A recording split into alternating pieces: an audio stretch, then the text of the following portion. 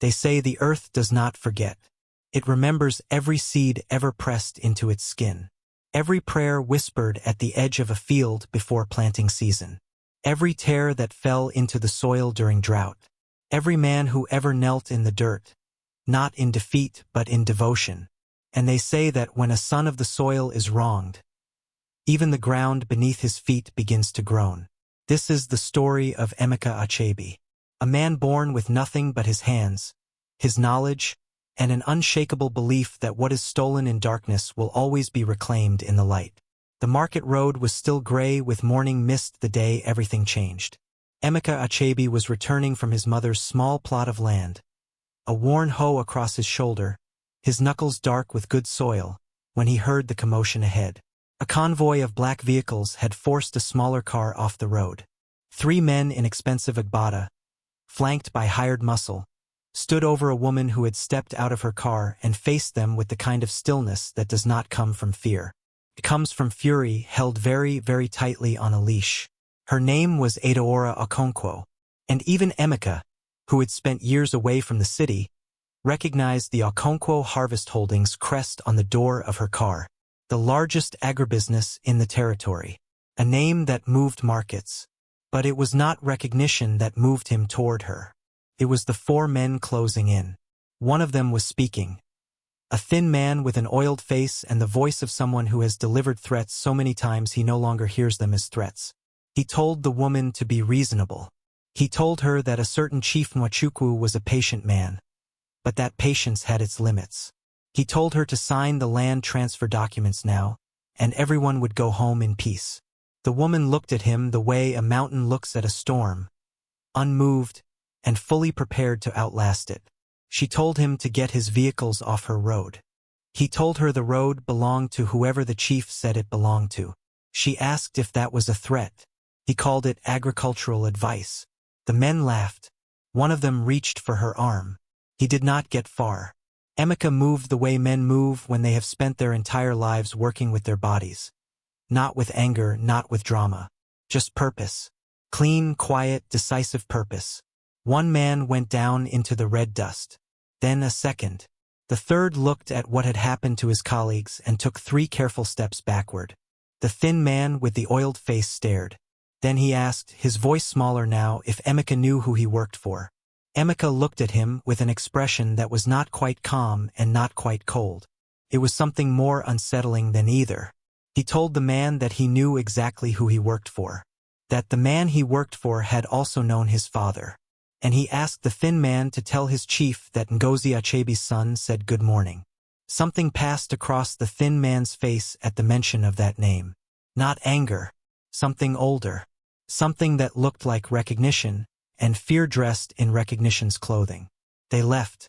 Adaora stood very still, watching this young man in simple clothes pick up the hoe he had set down and sling it back over his shoulder, as calmly as if he had done nothing more remarkable than clear a patch of weeds. She asked him if he knew he could have been killed. He asked if she was hurt. She said she was asking him a question. He said so was he. She told him she was not hurt. He told her it was a good morning then, and turned to leave. She watched him go. And the thing she noticed, the thing that stayed with her long after the morning was over, was that he never once looked back. The house Emeka returned to that afternoon was not a house so much as a declaration of survival. Cracked walls. A roof with its own opinions about rain. A small compound that had known harder years than most people ever see, and had stayed standing through all of them. But at the side of the house there was a garden. And that garden was something else entirely. In a neighborhood where the land was tired and most things grew reluctantly, Mama Ngozi's garden was green in a way that made people stop on the road and stare. Tomatoes that had no reason to be as red as they were. Leaves that caught the light and held it. Soil so dark and alive that you could almost hear it working. People said Ngozi Achebe spoke to her plants. Emeka knew better. He knew she listened to them. He found his mother on the veranda, shelling beans in the late afternoon light. A small woman with large hands and eyes that had seen too much and chosen, in spite of it, not to grow bitter. She looked up at him. She read his face the way only mothers can read their children's faces. Not by what is shown but by what is hidden. She asked him if he had intervened in something today. He greeted her and said it was nothing serious. She said that when a man comes home wearing that particular nothing serious expression, it is usually very serious indeed. He sat beside her and helped with the beans. He told her what had happened, the road, the men, the woman from Okonkwo Holdings. He left out the parts that would worry her and told her only the parts that could not be avoided. She listened without interrupting, the way she had always listened to him, completely, patiently, as if his words mattered. When he finished, the compound was quiet for a long moment. Then she said one word, a name, Nwachukwu. He confirmed it. She set the beans down and told him that the men would come then, that he knew that Chief Nwachukwu had not built what he built by letting small resistances stand. Emeka said let them come, that the land had seen worse. And then his mother did what she always did when she was afraid. She named the fear directly, so that it could not grow larger in the dark. She told him that the land was all they had, that his father had died for that land, that the certificate was in her name now, yes, but for how long? That every month the lawyers sent letters. Every market day someone arrived to offer her money she had not asked for. He looked at her, at the lines on her face, at the hands that had worked every single day of his entire life so that he could grow and learn and be something more than the poverty around them. He told her he would not allow anyone to take the land. And then he told her something else. Something he had been shaping inside himself for years, quietly, the way a seed shapes itself before it breaks through the ground. He told her he would make the land undeniable, so visible, so celebrated, so clearly valuable that no chief, no lawyer, no amount of darkness could make it invisible again. She looked at her son for a long time.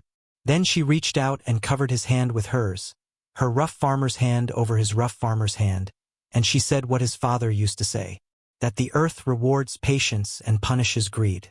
Eventually, Emeka looked at her and said that eventually was coming. He promised her, and the garden beside them grew, quiet and certain, in the evening light. Edaora Okonkwo was not a woman who owed anyone anything.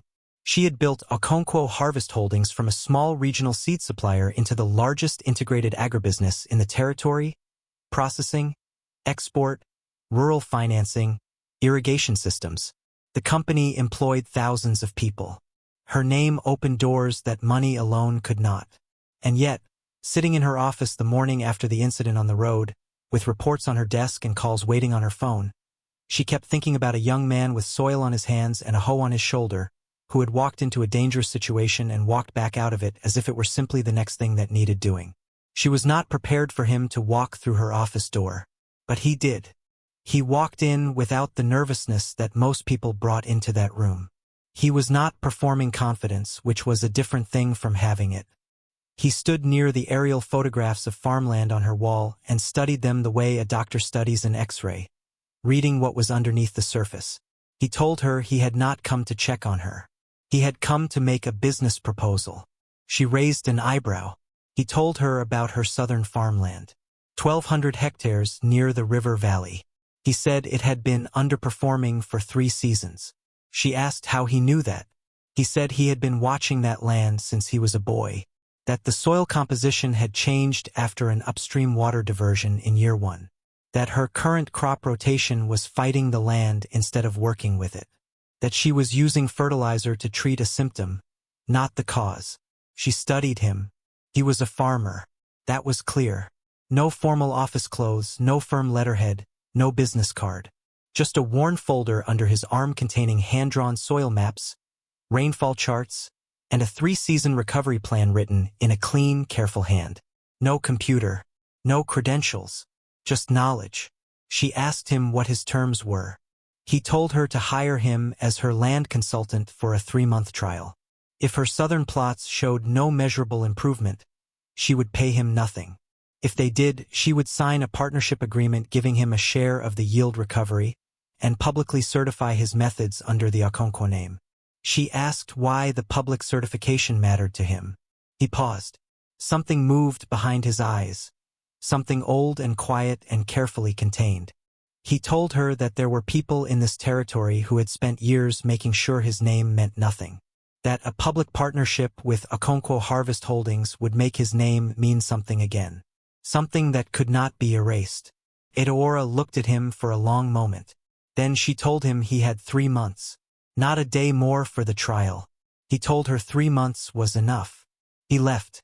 Chisholm, her personal assistant, appeared in the doorway the moment he was gone and asked, in the carefully neutral voice of someone who had many thoughts and had chosen to express only one of them, who that was. Edaora told her he was the new land consultant. Chisholm nodded slowly and said he was interesting. Edaora told her he was a consultant. Chisholm said she had said interesting, not anything else. And then, since Edaora had chosen to answer a question that had not been asked, she said simply, "Yes, Ma," and left the room. Edaora looked at the closed door for a moment. Then she picked up her reports. But for the rest of that day, at intervals she could not control, she thought about a man who had looked at her fields and seen what 3 seasons of professionals had missed. If you believe that talent always finds its way, drop a comment below right now. And if you have not subscribed to African Tales by Charlie, do it now. You do not want to miss what is coming. He came the way vultures come, not when things are dying but when they smell something changing. Uncle Obiora had not visited the Achebe compound in nearly 2 years. But word travels fast in a small community, and the word that reached him was that his nephew had been seen walking out of the Okonkwo Holdings building. That same nephew who had been a source of quiet family embarrassment for years, the one who farmed instead of pursuing a real career, the one whose mother was always fighting that land dispute, the one they had written off at Emmanuel Achebe's burial when they spoke freely about what hopeless people the Achebes had become. He arrived that evening with his wife Chidinma, wearing a freshly pressed shirt and an expression of manufactured concern so polished it might have fooled a stranger. He called Emeka his son. He praised God. He spoke of family bonds and blood ties and how misunderstandings between relatives were nothing compared to the love that united them. Emeka greeted his uncle with the minimum courtesy that tradition demanded and sat. He told his uncle to speak plainly. Obiora adjusted his approach. He spoke about his son Chuka, a good boy, the uncle said, who just needed a proper opportunity. A word from Emeka to Edaora Okonkwo would go a long way. Just a small mention. Family helping family. Emeka asked him about Chuka, the same Chuka who had stood in this very compound 2 years ago and told Mama Ngozi that she should sell the land and stop burdening the extended family with a problem that had no solution. That Chuka. Auntie Chidinma said that had been said in frustration.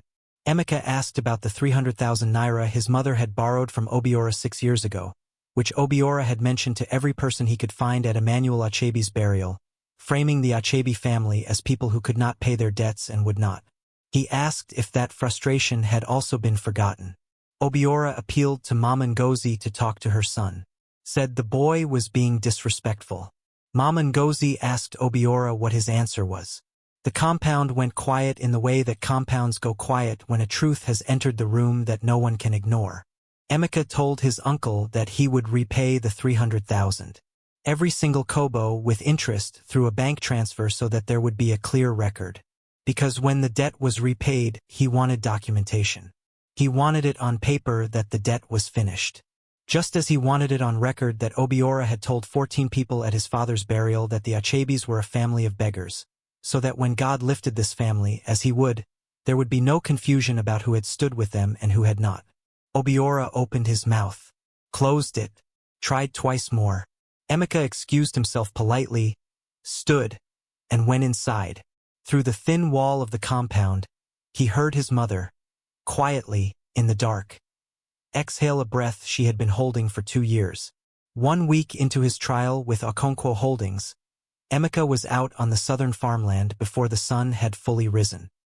He moved through the fields the way his father had taught him, slowly on foot, bending often to press his fingers into the earth, reading it the way other men read books.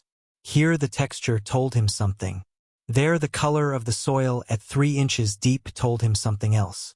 In certain places he would press his open palm flat against the ground, perfectly still, as if listening for a heartbeat beneath it. Edaora had come to observe. She stood a short distance away, arms folded, watching. She had expected to be watching management. She found herself being educated. He called her over at one point and asked her to crouch beside him and press her hand to the ground. She hesitated. Then she did it. She said it felt harder than it should. He explained what compaction meant. 3 seasons of heavy machinery driven across the same lines, the soil pressed so dense it could no longer breathe properly. Water could not penetrate. Roots stayed shallow. Shallow roots meant weak plants. Weak plants meant poor yields. Not because the land was bad, but because no one had listened to what the land was asking for. She asked about his solution. He said rest the damaged sections. Plant cover crops, sun hemp, cowpea, and let their roots break up the compaction from beneath, the way nature intends it to be broken up. Meanwhile, shift the active production to the eastern section, which was actually richer soil, but had been underutilized because her agronomist had mapped it incorrectly. She said her agronomist had a master's degree. He said the soil had 4,000 years of memory, that he respected the man's degree, but trusted the earth. She looked at him sideways. She said he was very confident for a man with no formal credentials. He said he had credentials. They were just written in a different language. A beat passed between them. One of those unexpected silences that is not empty but full of something neither person is ready to name. And then she laughed. A real laugh, the kind that surprised even her, open and sudden and unguarded in a way that her public face never was. He looked at her when she laughed. Then he looked away, but not quickly enough. That same evening, in a large house on the other side of the territory, Chief Nwachukwu sat in a room full of expensive things and listened to his frontman Ifeanyi deliver a report that he did not like. Chief Nwachukwu was the kind of man who had become large the way certain trees become large, by drawing all the resources of the soil toward themselves and starving everything around them. He had built his empire through land acquisition, political connections, and the careful use of systems that were supposed to protect people but had been repositioned, over decades of patient investment, to protect him instead. Emmanuel Achebe had once stood in his way. That problem had been solved 20 years ago. Now Emmanuel's son was standing with Adaora Okonkwo on the southern farmland, and something in the chief's chest, some old instinct sharpened by years of watching threats develop, began to tighten. He told Ifeanyi that he had buried Emmanuel Achebe's ambitions. Now the sun was rising. Ifeanyi said the boy was just a local farmer. No papers, no real connections. The chief told him not to underestimate a man who could make that kind of leap in a single week. That Emmanuel had been the same, quiet and patient, and then suddenly standing in places you did not expect to see him. He stood and walked to the window. He explained what the Achebe land meant to him. It was the final piece, the last plot in the river basin that he did not control. Without it, there was a gap in the center of his irrigation master plan that no other parcel of land could fill. It had to be that land. It had always had to be that land. He told Ifeanyi to find something, anything, that could be used to separate Emeka from Adaora Okonkwo, to make him small before he became large, to discredit him before his 3 months were finished. Ifeanyi asked what they should do if they could not find anything. The chief looked out his window at a city that largely belonged to him and said they would then make sure the mother understood the cost of stubbornness. He wanted the land. Adaora's annual stakeholders gala was the kind of event that sorted people automatically, those who belonged in rooms like that, and those who were merely visiting. Emeka was very clearly visiting. He wore the best clothes he owned, which were decent and clean but simple in a room full of tailored suits and statement jewelry. He stood near the edge of things and watched people move through the evening the way he watched soil, reading what lay beneath the surface presentation. It was there that Jude Nwachukwu found him. Jude was the chief's son and had inherited his father's ambition without inheriting his patience. He was young enough to be reckless with cruelty and old enough to call it confidence. He stopped in front of Emeka and looked him over slowly. He called him the farm boy, the one Adaora had picked up from the roadside. Emeka said good evening. Jude mentioned that his father had said the Achebe family used to own land near the river basin. Emeka told him the family still owned it. Jude smiled and said for now. He said that Adaora was his father's business associate, and whatever arrangement Emeka had with her was temporary, that men like Emeka served their purpose and were replaced, that it was simply how things worked. Emeka told him he appreciated the advice. Jude said it was not advice. It was a fact. And Emeka looked at him. This boy who had been born into a name built on other people's losses and had never once been made to account for it, with the quiet patience of a man who has spent years watching seeds grow, who understands that some things take time, and that the waiting is not weakness. It is preparation.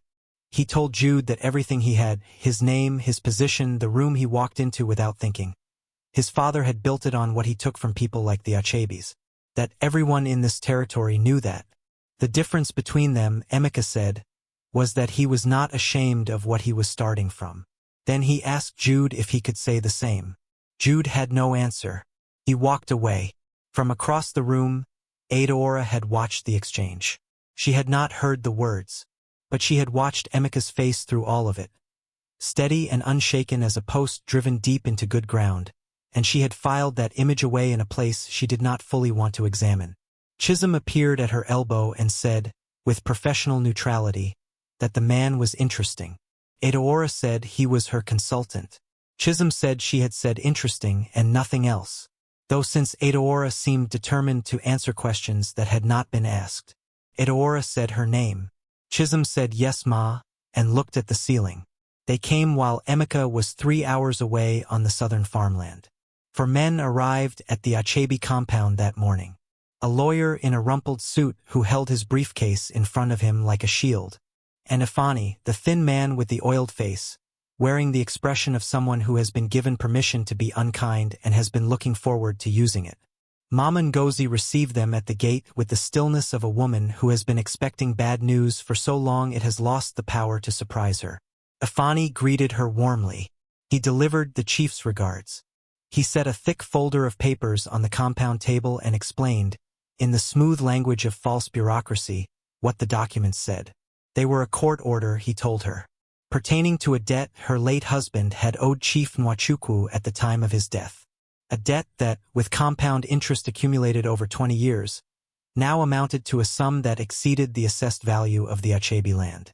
Mama Ngozi told him quietly that her husband had owed that man nothing, that the debt had been manufactured after Emmanuel died, when he could no longer speak in his own defense. Ifani said the courts had already. She told him to get out of her compound. He said she had 14 days to respond to the order or the property would proceed to. She said it again. Get out. Her voice had not risen. It had descended into a register that had nothing to do with volume and everything to do with the weight of what she had survived and what she would not accept. It was the voice of a woman who had buried her husband, raised a son alone, fought a legal battle for 12 years, and was still standing in her own compound, on her own land, refusing to move. They left, but the document stayed. Mama Ngozi sat alone with it for a long time before she called her son. Emeka was knee-deep in a drainage trench when the call came, directing water flow by hand because this was work that required judgment, not machinery, and there was no substitute for a man who understood what the land was trying to do. He listened. He did not speak much. His face went very still in the way a face goes still when the body is redirecting everything, every resource, every function, away from expression and toward thought. He told his mother not to touch the document, not to sign anything. He said he was coming. He climbed out of the trench. Bola, his oldest friend, who had come to help that day with the cheerful willingness that had defined their friendship since childhood, watched him and asked no questions. Then Bola simply said he was coming too. Emeka said he did not know where he was going. Bola said it did not matter. Emeka looked at this man, this person who had never once, in 20 years of friendship, asked what was in it for him, and felt something he could not fully put into words. He said it did not matter and let us go. And they went. He told Adaora everything the next morning. Not because it was required. Not because their arrangement demanded it, but because she had looked at him when he arrived and asked, directly and without pretense, why he carried the expression of a man holding an entire harvest season on one shoulder. And he had found, to his own surprise, that he could not lie to her. He told her about his father, about the land, about the fabricated debt document that had appeared after Emmanuel Achebe's death, when he could no longer refute it, about the courts that had not been independent, the case they had lost 12 years ago, the appeal they had been fighting ever since. And now this new order, a different legal angle, the same rotten document, lawyers sharp enough to find new uses for old poison. Edaora listened. When he finished, she asked what he needed. He looked at her. He said he had not come to ask her for anything. She said she knew. That was why she was asking. A silence settled between them, long enough to mean something. He said he needed a lawyer. A good one, independent, someone that Chief Nwachukwu's money could not reach. She told him that her company's legal director had trained under a judge in the Northern Circuit, that he owed nothing to anyone in this territory. She said she would make the call. He said her name. She told him not to thank her yet. And then she said something that was both honest and kind. She told him not to mistake what she was doing for charity. If Nwachukwu could fabricate documents and file fraudulent orders against a widow's land title, eventually he would use the same tactics against a company's contracts. What she was doing was also protecting herself. She asked if that framing made it easier for him to accept. He said much easier. She told him to go back to her fields then, that he had work to finish. He went. But at the door, he paused for just a moment, long enough for both of them to know he was pausing, and then he left. What came next was not loud. It rarely is with powerful men. Came quietly, the way rot comes, invisible until the damage is deep.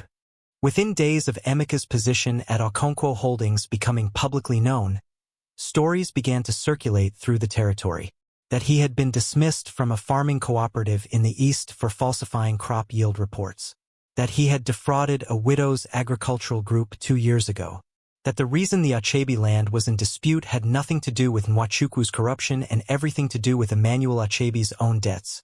Real debts? The story said that his family simply refused to honor. None of it was true. All of it was specific enough to sound true. Then came the audio. A recording, circulated on phones and shared across networks, of a conversation between a man whose voice sounded like Emeka's and an unknown party. A conversation in which the man agreed to falsify land assessments for payment. It was constructed using voice splicing technology. Anyone with training could hear the joins. But most people do not have that training, and most people do not listen that carefully, and the lie had been designed to travel faster than the analysis. It spread, as lies do, faster than truth, louder than fact, and with the particular cruelty of arriving at Edaora Okonkwo's board of directors just as the trial period was entering its critical final weeks. The boardroom meeting that followed was one of the most uncomfortable of Edaora's career. Not because she was uncertain. She was not uncertain. But because she was forced to sit across a table from 4 board members whose connections to Chief Nwachukwu's network she had always known about and had never had reason to feel so directly until now. One of them raised the audio as evidence. Edaora told the room it was not evidence. It was audio of unknown origin that had not been verified by any forensic process. She said she was not running a public perception company. She was running an agricultural business, and the man being discussed had, in 6 weeks, identified a drainage flaw that 3 certified agronomists had missed, proposed a crop rotation system that preliminary analysis suggested would recover nearly half of the yield loss in the southern plots, and had not once asked her for anything he had not earned. Another board member suggested that the optics, if it later emerged, Edaora said let it emerge, because if it did, she would stand in front of every camera available and explain exactly who manufactured clouds in this territory and why. The 4 connected members exchanged a look. She saw it. She filed it. She adjourned the meeting.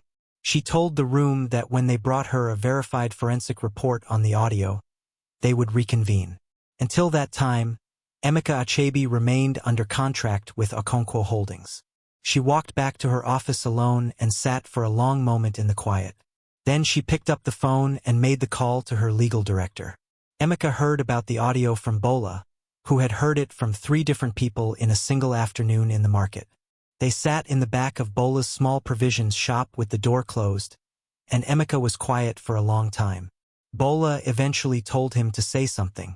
Emeka said he was afraid. Bola looked at him. Emeka said he meant Nwachukwu was afraid. That a man who is winning does not fabricate audio recordings. He does not send lawyers to a widow's compound on a Tuesday morning. He does not use his son to deliver speeches at society events. These were the actions of a man who saw something growing that he could not control, and was trying to cut it at the root before it grew too tall to reach. Bola asked what they were going to do. Emeka said they were going to keep growing. Then he said something that Bola would remember for the rest of his life. He said that the southern fields would show clear results in 2 more weeks. That the legal team Adaora had connected them with had already found an inconsistency in Nwachukwu's debt document. The notary stamp was dated 14 months after the date of Emmanuel Achebe's supposed signature. 14 months. Which was legally impossible. Which meant the document had not just been fabricated. It had been fabricated carelessly, by people who had expected no one to look closely enough to see. And as for the audio, he had never falsified anything in his life. He said the earth does not respond to lies. You cannot tell the soil a false story and expect it to produce fruit. Everything he had ever built, he had built on truth and on patience.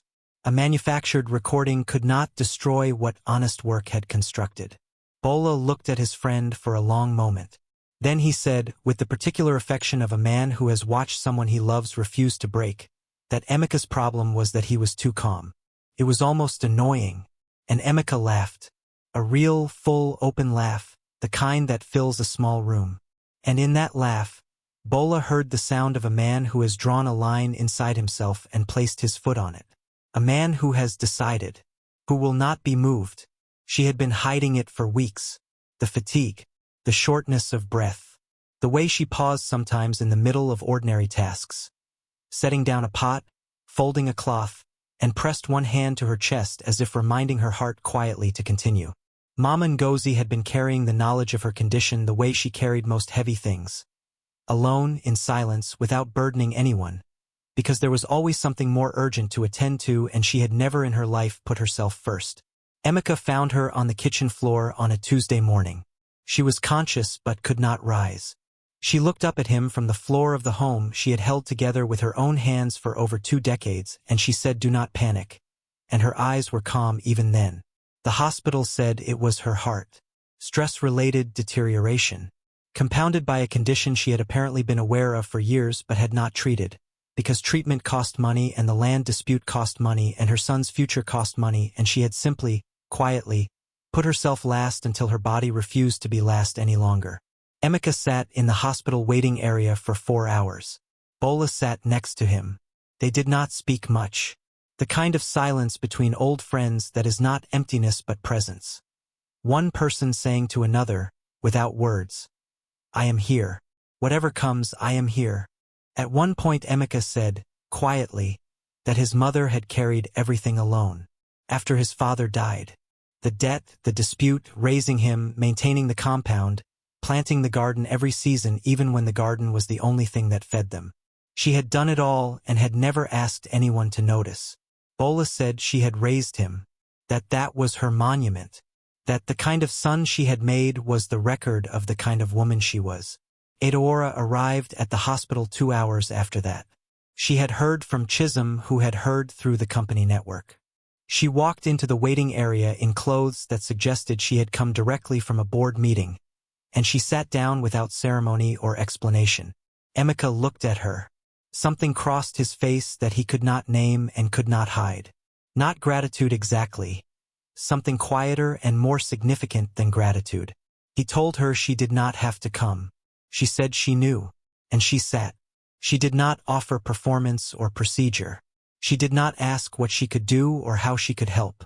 She simply sat beside him the way people sit beside each other when there is nothing useful to say and presence is the only honest thing left. It was more than most people manage. Obiora arrived later that evening with his wife and a bag of fruit held out in front of him like a peace offering.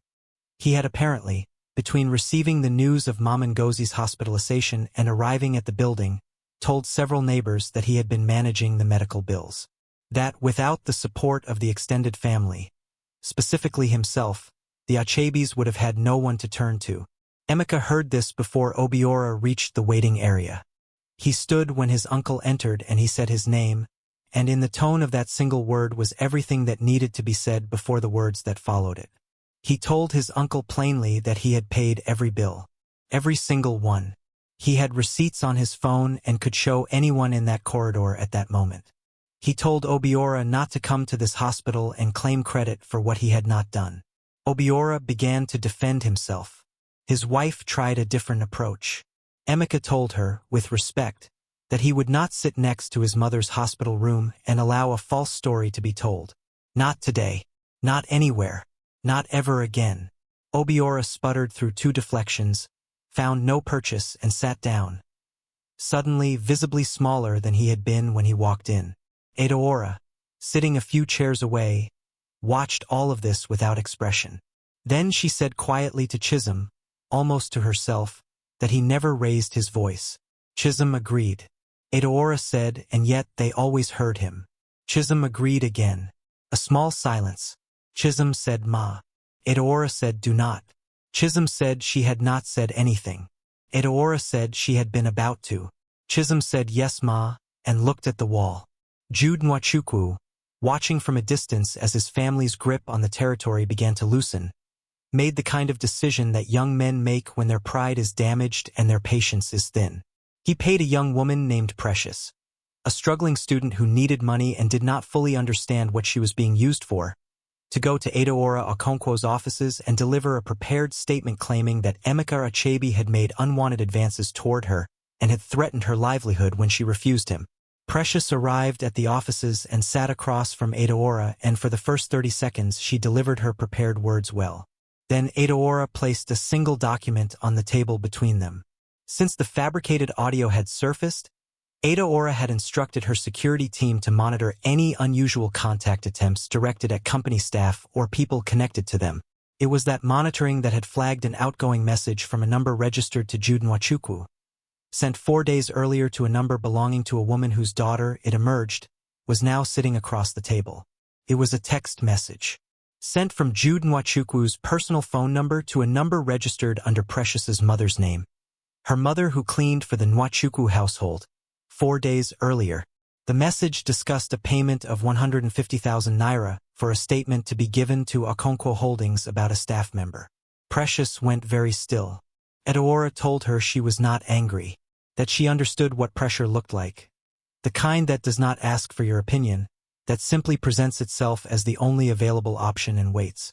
But she needed Precious to understand what she had almost done. To a man who had not wronged her. To a widow lying in a hospital. To a family that had already been pulled apart once by people like Jude Nwachukwu. Precious began to cry. Real tears this time, not the ones in the script. She said Jude had told her no one would be seriously hurt. That it was just pressure. Just enough to cause trouble. Adaora asked if she would sign a true statement about what Jude had asked her to do. There was a long pause. Then Precious said yes. Emeka went to Chief Nwachukwu's office himself. Not to the police first. Not to his lawyers. To the chief. This was deliberate. A man who has spent his life reading the earth knows that some things must be confronted directly before they can be resolved. That there is a kind of reckoning that cannot be outsourced. He walked in without an appointment. He placed a folder on the chief's desk and stood back. The folder contained 3 things. A forensic analysis of the audio recording, confirming it had been constructed using voice splicing technology, with the production studio identified. The notary stamp discrepancy on the debt document, dated 14 months after Emmanuel Achebe's supposed signature, a legal impossibility that invalidated the entire claim, and a signed statement from Precious, describing in her own words what Jude Nwachukwu had paid her to do. Chief Nwachukwu looked at the folder. Then he looked at the young man standing across his desk, this farmer, this son of a man he had dismantled 20 years ago, and he saw something that disturbed him more than any evidence could. He saw a man who was not afraid of him, not performing bravery, not concealing fear, simply not afraid. He told Emeka that Emmanuel had been the same, stubborn, principled to the point of foolishness. Emeka said his father had been right. He had simply been alone. And then he said 4 words, I am not alone. The chief sat with that for a moment. Then he asked what Emeka wanted. Emeka told him, drop the court order, a signed withdrawal of the debt document from the legal team, and leave the Achebe family alone from that day forward.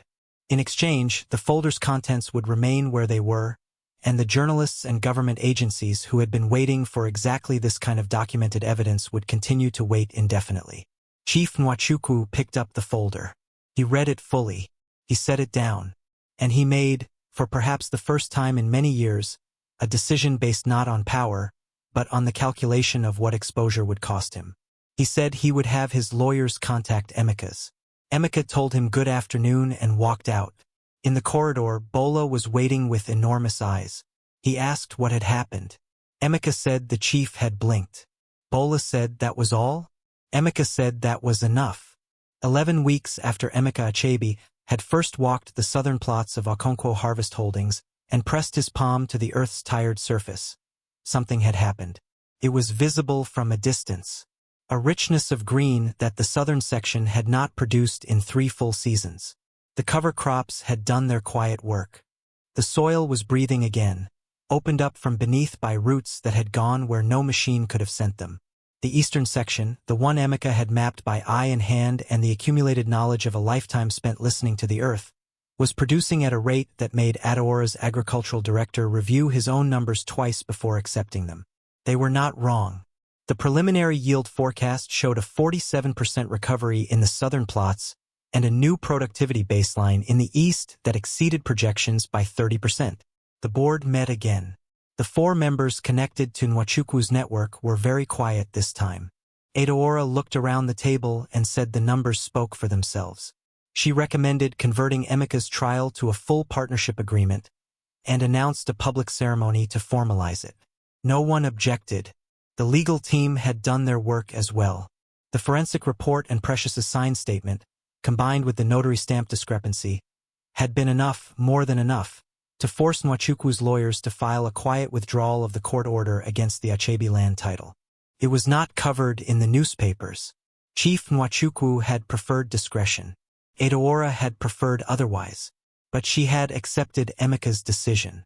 He had told her that what mattered was the land being safe, not the chief being publicly humiliated. That the truth would do its own work eventually, and he was willing to wait for eventually. She had looked at him when he said that, and she had understood, perhaps for the first time fully, the shape of the man she was dealing with. Mama Ngozi came home from the hospital on a Thursday. Emeka had done things to the compound while she was away. Quietly, without announcing them, without telling her.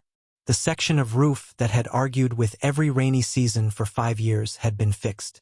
The worst of the cracked walls had been replastered. Proper gate had been added. The garden.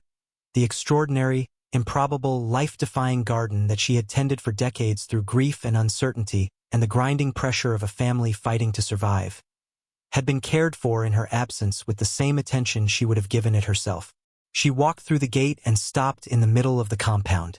She stood there for a long time, looking at what her son had done, not saying anything.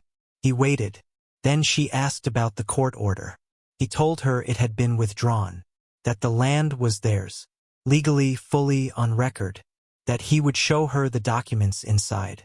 She turned to look at him then, this man who had come from her body, who had carried the grief of a stolen inheritance from the time he was old enough to understand it, who had not hardened into bitterness or collapsed into defeat, who had done the impossible and quiet thing of remaining good when the world had given him every reason to become something else.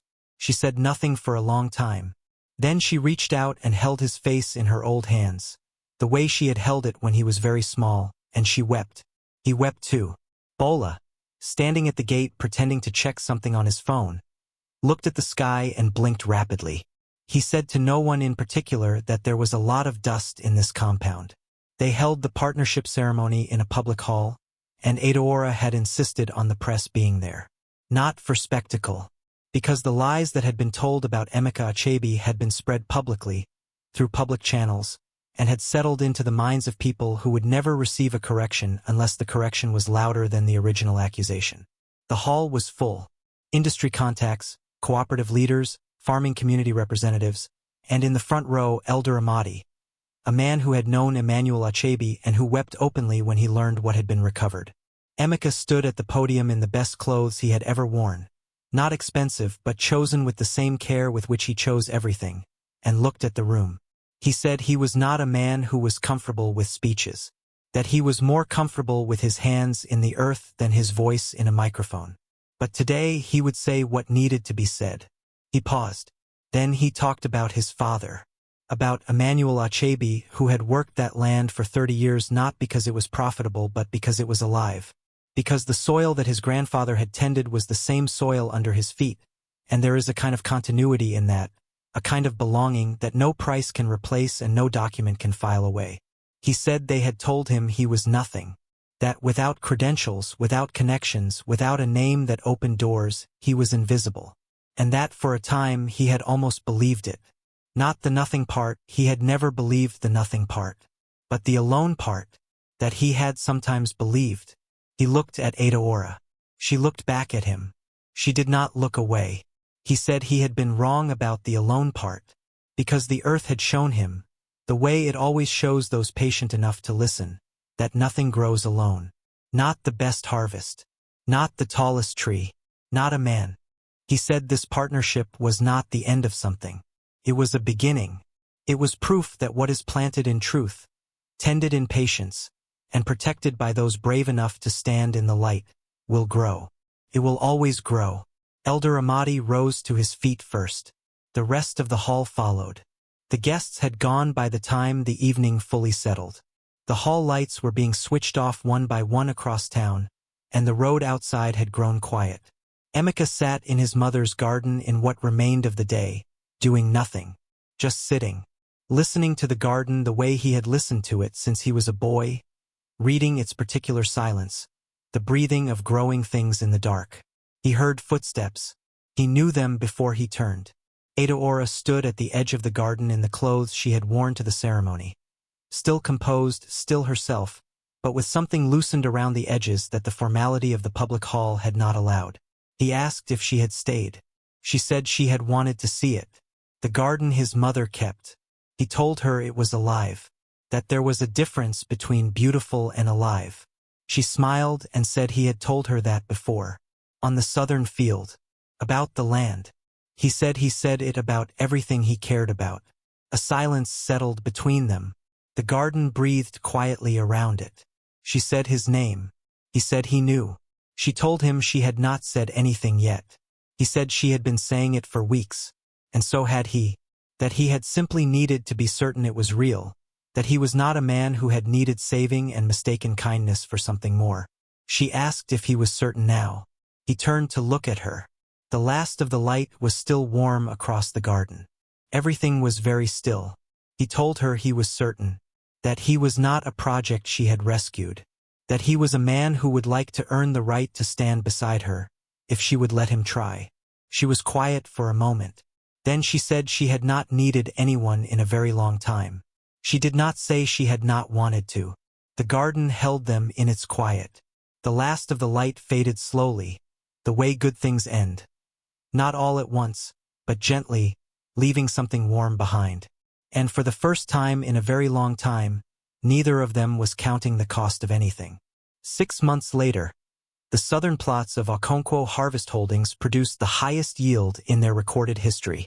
The partnership between the company and the newly established Achebe Land Institute, a center dedicated to indigenous soil knowledge, sustainable farming practices, and the training of a new generation of farmers who would learn to listen to the earth before they worked it, was announced at a national agricultural conference and covered in publications across the country. Elder Amadi, in an interview, said only this: Emmanuel Achebe's son finished what his father started. Some things take a generation, but they always finish. Chief Nwachukwu quietly divested from several land holdings over the months that followed. His lawyers issued no further correspondence to the Achebe compound. His son Jude left the territory. These departures were not covered in the press. They did not need to be. Mama Ngozi planted a new section of garden in the spring. She said the soil had been resting and was ready. Bola opened a second provisions shop and denied, to anyone who asked, that this had anything to do with the success of his best friend. This was not entirely true.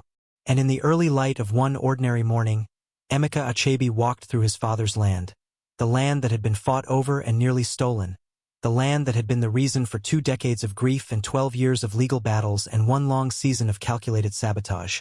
and he walked through it with soil on his hands and the sound of the earth breathing around him. And he was not alone. If this story moved you the way it moved us, please like this video, share it with someone who needs to hear it today, and subscribe to African Tales by Charlie so you never miss a story like this one. Leave a comment and tell us which moment in this story hit you the hardest. We will see you in the next one.